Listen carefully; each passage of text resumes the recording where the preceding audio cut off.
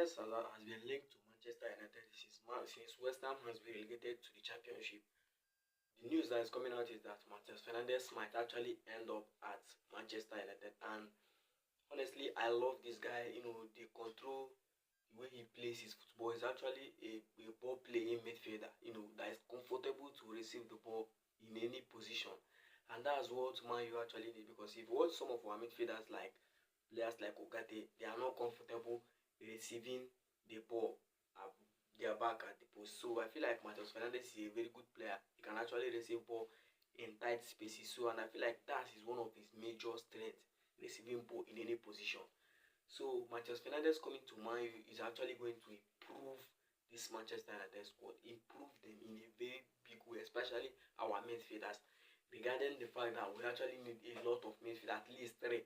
And currently we are in for Ederson. And I feel like that Ederson is actually being more realistic currently, more than Mateus Fernandes, because Man U have not initiated any talks with West Ham, and Man U have not contacted West Ham that they are showing interest in Mateus Fernandes.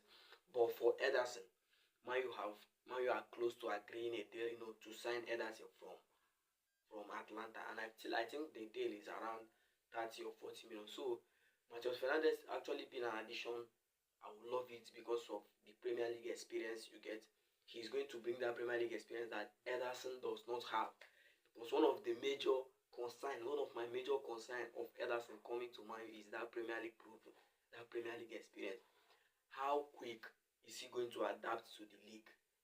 So we have seen a lot of players come to the league, before they could adapt, the pressure is too much.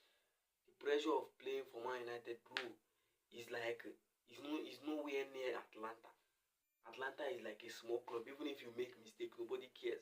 But when you play for Man U, when you play for Man United, any mistake must be talked about. So I feel like Man U owners should replicate what they did last summer by signing majorly Premier League proven players. Mateus, Brian Mbeumo.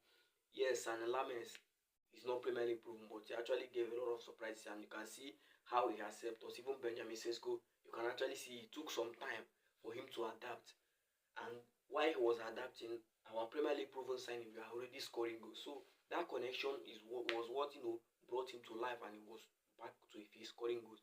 So if you sign players that are not Premier League proven, it will need time for them to adapt. And when they are trying to adapt, the pressure is already on them to score goals.